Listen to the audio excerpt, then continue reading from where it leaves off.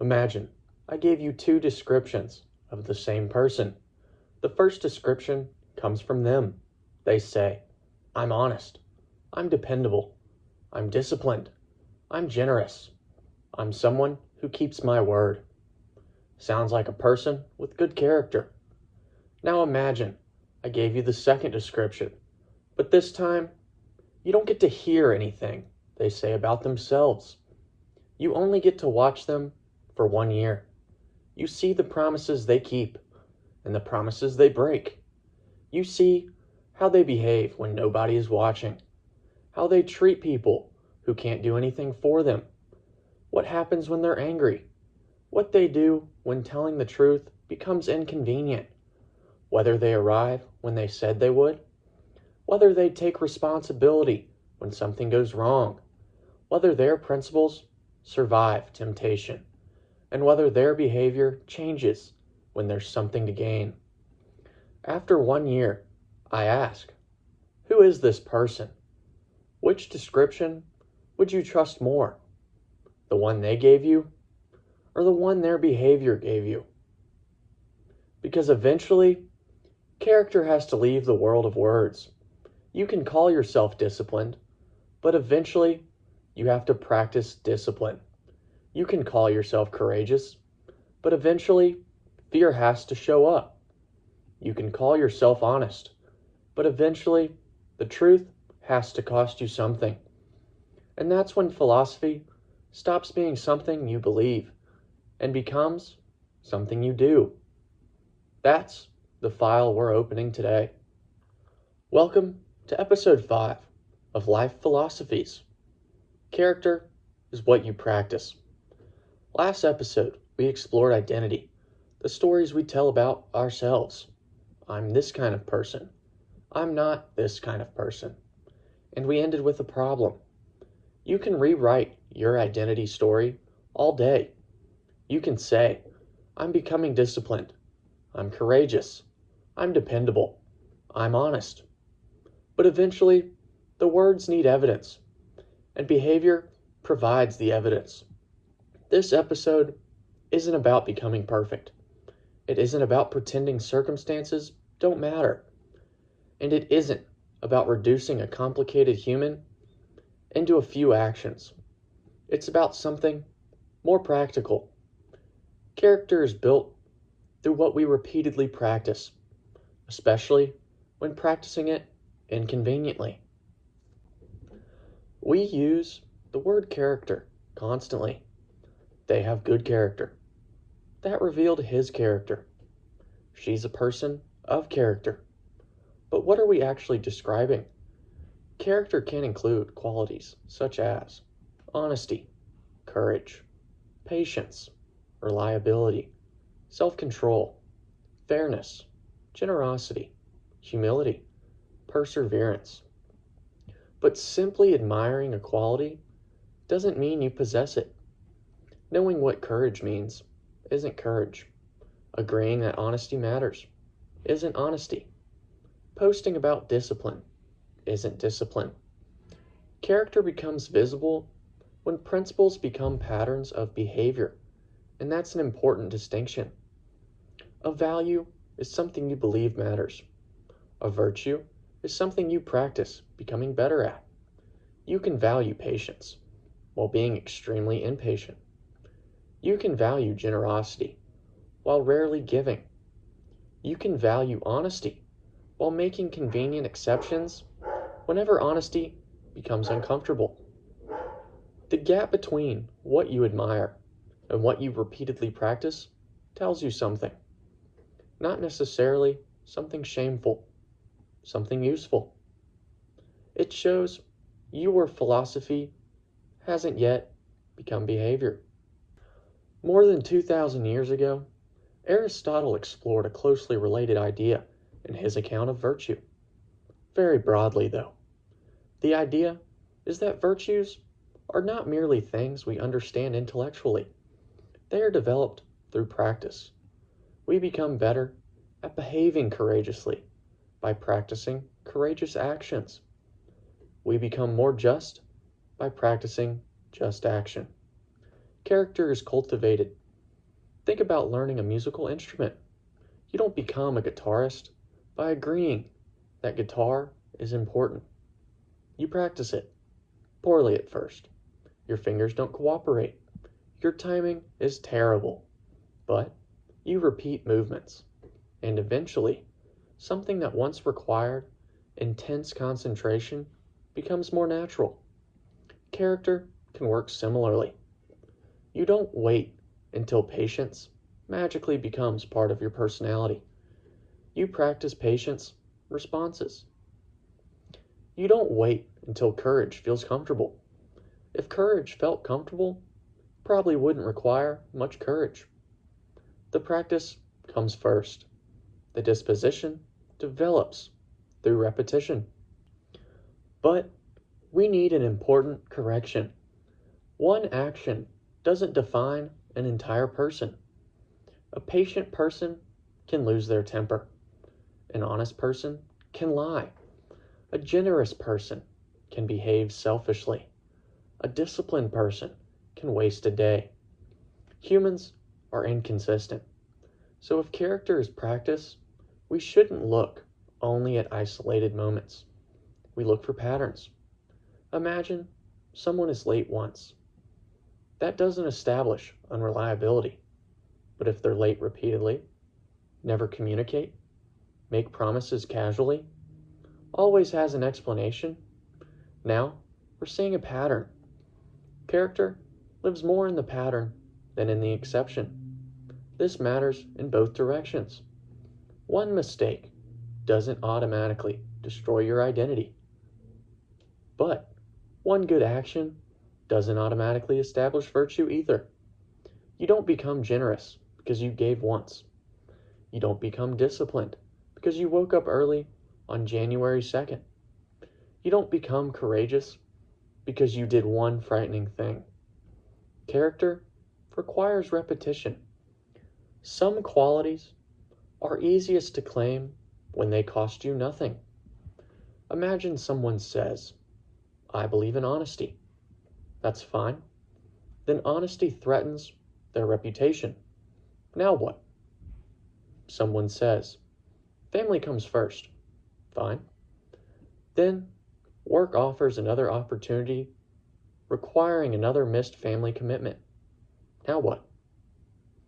Someone says, I treat everyone with respect. Fine.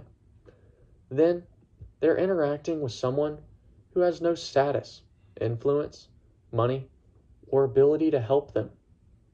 Now what? Someone says, I'm loyal. Fine. Then loyalty becomes inconvenient. Now what? This doesn't mean the morally correct choice is always obvious. Values can conflict. Truth can conflict with privacy.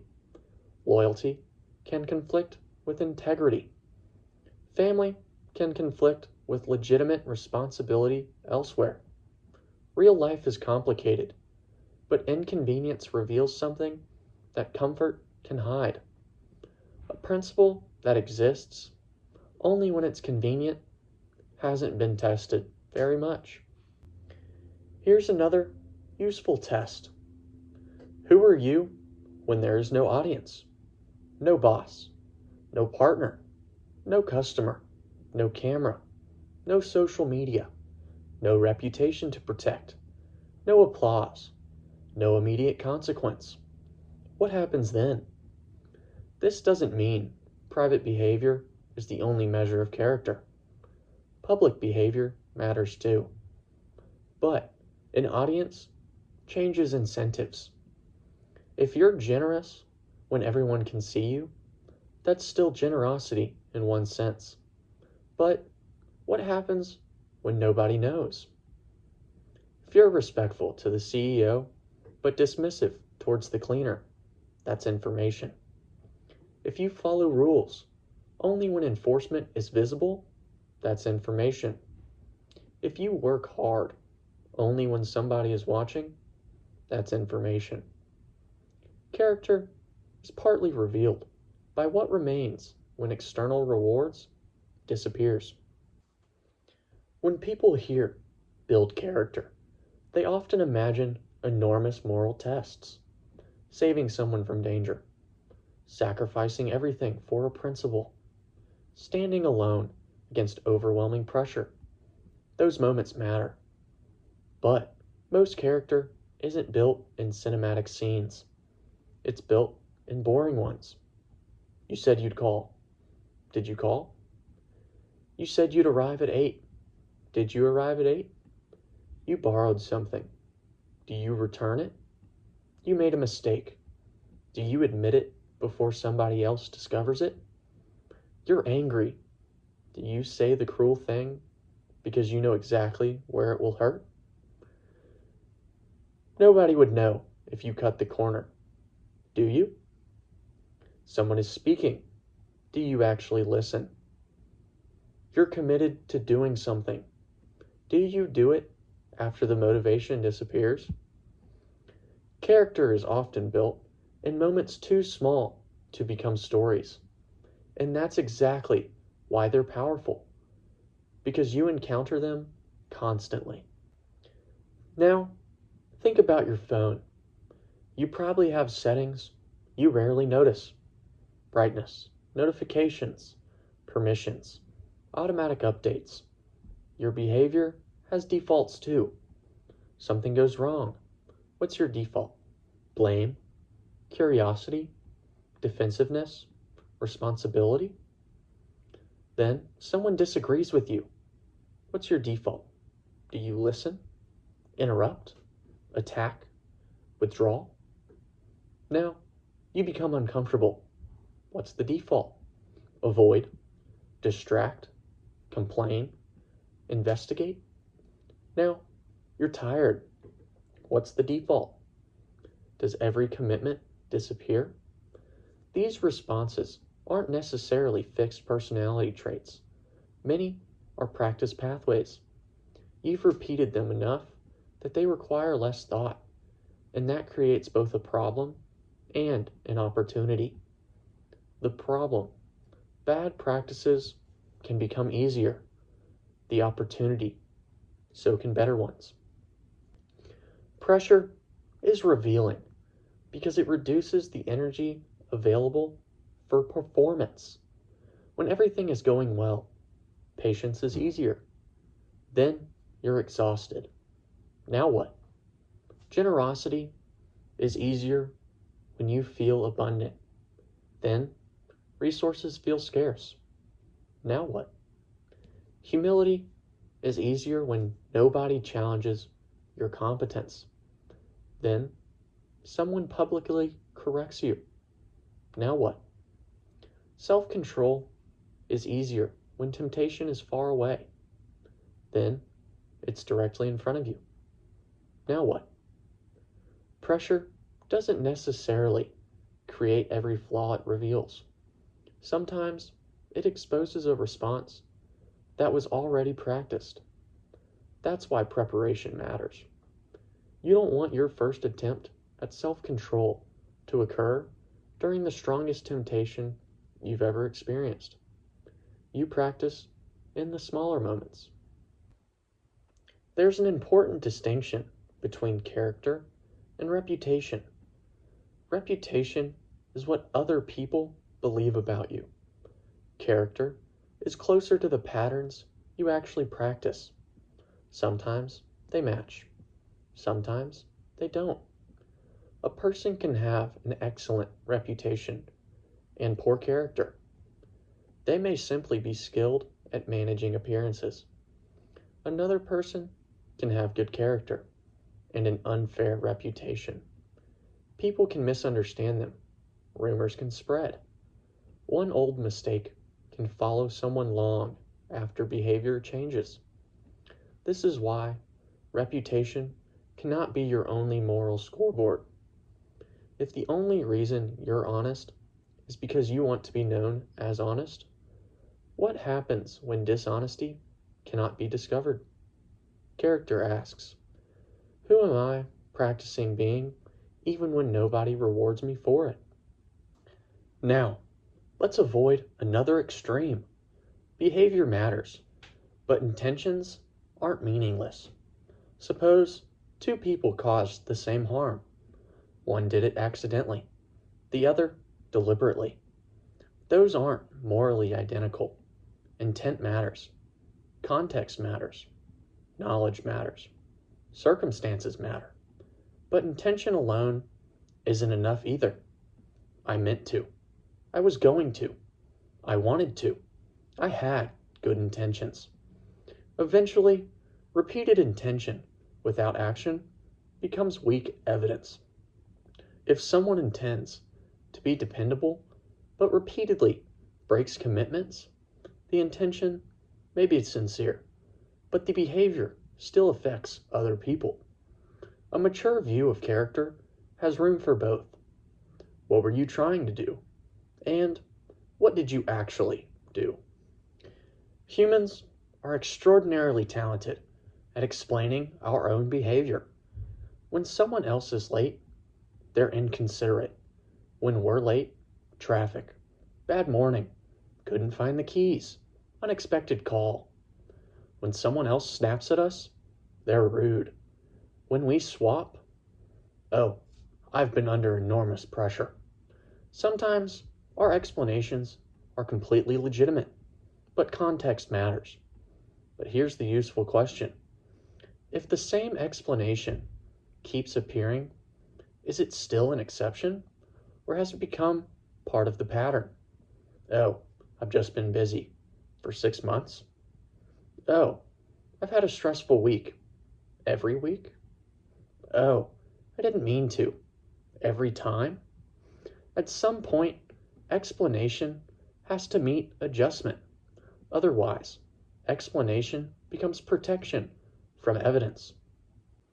Suppose you examine your behavior and don't like what you find.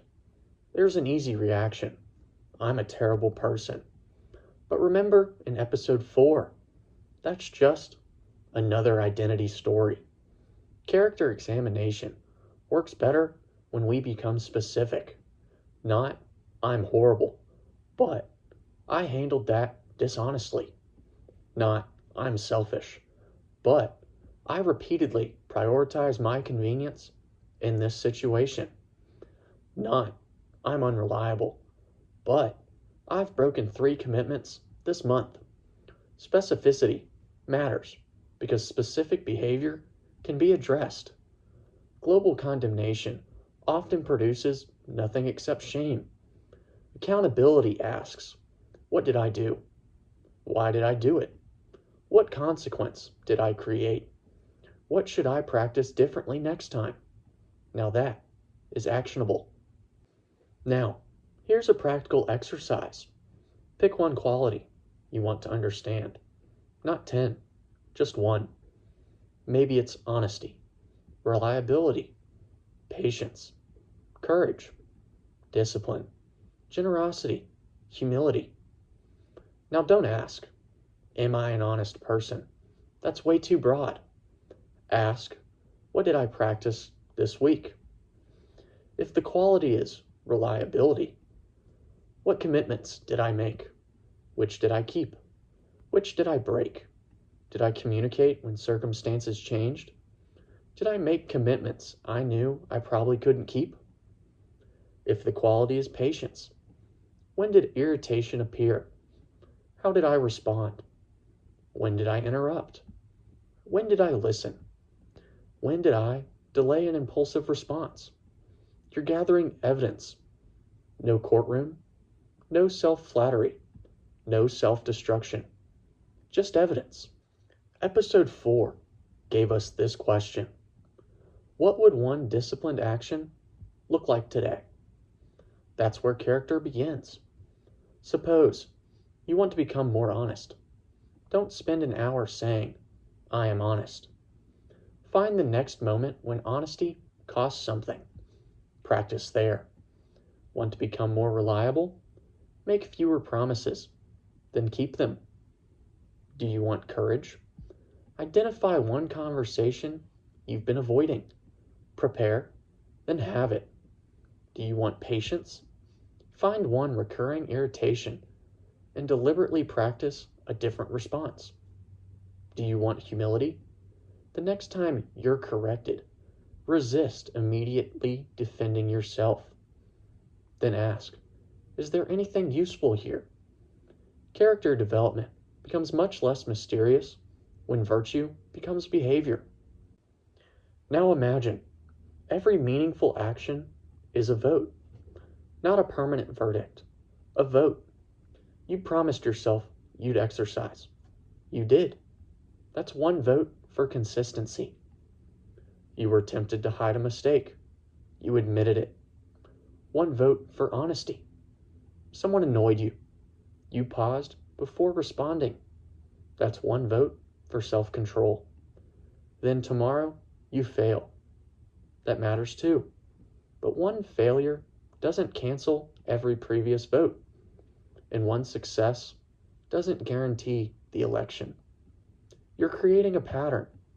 This framing prevents two common mistakes. I did something good, therefore I've arrived.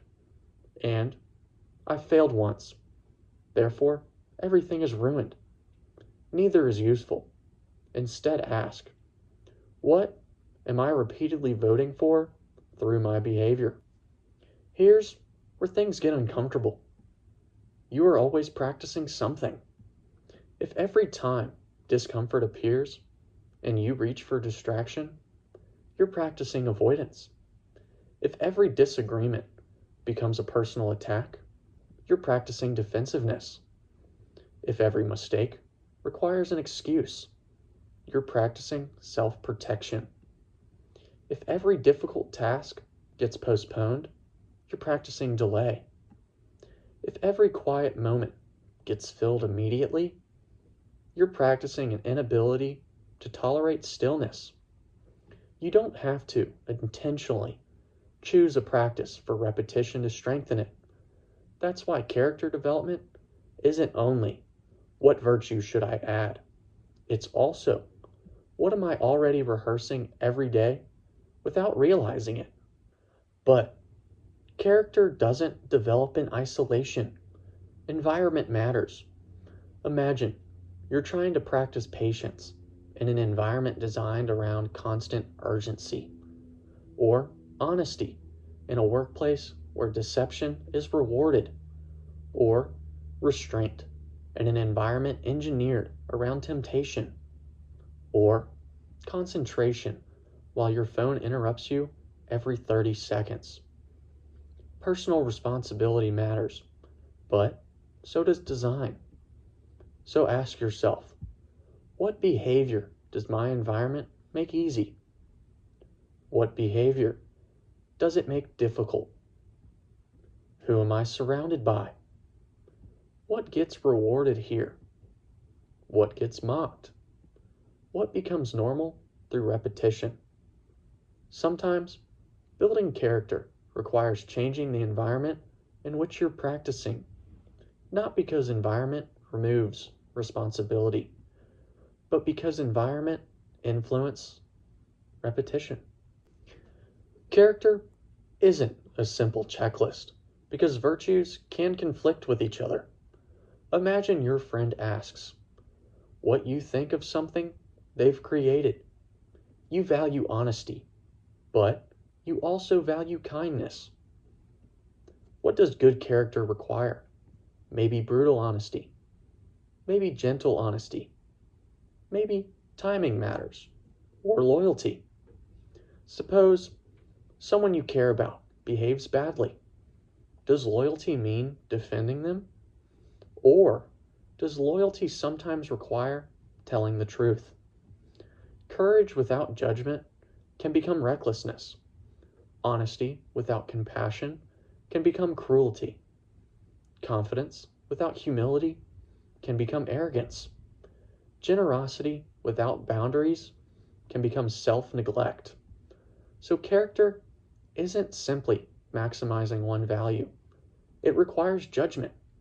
The question isn't only, what principle do I believe? Instead, it's, what does this principle require in this particular situation? That's where philosophy becomes difficult, but also useful. Now, Let's return to the 5-year question from episode 2. Imagine your current practices continue, not your intentions, not your plans, not the person you're going to become someday. Your current repetitions, the way you respond to conflict, the promises you keep, the promises you break, how you use your attention, how you behave when you're tired, what you do when nobody is watching, how you treat people, what you avoid, what you practice. Move 5 years forward, then ask, who does this repetition create? Not, where will I be? For a moment, truly ask, who will I have practiced becoming? That may be more important of a destination. So, for the next 7 days, I want you to choose one quality to improve. Just one. Let's say it's reliability. At the beginning of each day, ask, what would practicing reliability look like today? Maybe it's, you arrive when you said you would. You complete the task. You communicate early if something changes. And you don't casually promise something you can't deliver. Then at night, ask yourself these questions. Where did I practice it? Where didn't I? What made it easier? What made it harder? What will I do differently tomorrow? And that's it. No declaration that you've become a new person. No dramatic reinvention. Practice, evidence, adjustment, and repetition. 7 days won't complete your character, but it can reveal something extremely important. Character becomes less abstract when you turn virtues into observable actions. Choose one quality you want people to associate with your character. Maybe it's honesty. Maybe it's reliability. Maybe it's patience, courage, generosity, or being disciplined. Now remove the word. You're not allowed to describe yourself with it. Instead, answer, what behavior would make another person reasonably conclude that this quality describes me? That's your practice. And then ask, how often am I actually practicing it? Let's close the file. Your character is not identical to one mistake. It isn't identical to one success. It isn't identical to your reputation. It isn't identical to the adjectives you prefer using about yourself. Character emerges through patterns, through repeated choices, through what you practice when things are easy, and what survives when things become difficult. Your values tell you what you admire. Your intentions tell you what you hope to do. Your identity tells you the story you believe about yourself. But your practices create evidence. So if you want to know what you're becoming, don't only listen to what you say. Watch what you repeat. Watch what you do when you're tired. Watch what you do when nobody knows. Watch what happens when a principle costs you something. Watch your defaults. And don't use what you discover as a reason to condemn yourself. Use it as information about what you're currently practicing. Because if character is partly created through repetition, then repetition is also where change can begin. The takeaway from episode 5 is, you don't become a person of character by describing the person you want to be. You become one by repeatedly practicing the qualities you want your life to express. So to recap, episode 1 asked, who are you? Episode 2 asked, how are you living? Episode 3 asked, are your thoughts true? Episode 4 asked, what story do you call your identity? Episode 5 asked, what does your behavior actually prove? But that creates another problem, because knowing what to practice doesn't guarantee you'll practice it. You can know exactly what you should do, and still not do it. You can understand the consequences. You can make the plan. You can genuinely want to change. And then tomorrow, you repeat the same behavior. Why? Maybe because human behavior isn't controlled by knowledge alone. Maybe the things we repeat become easier precisely because we've repeated them. Which brings us to the next file. Episode 6. You become your habits. If character is what you practice, then habits are what practice increasingly automates. And the question becomes, are your habits building the person you're trying to become, or quietly building someone else? And that's where we will be going next.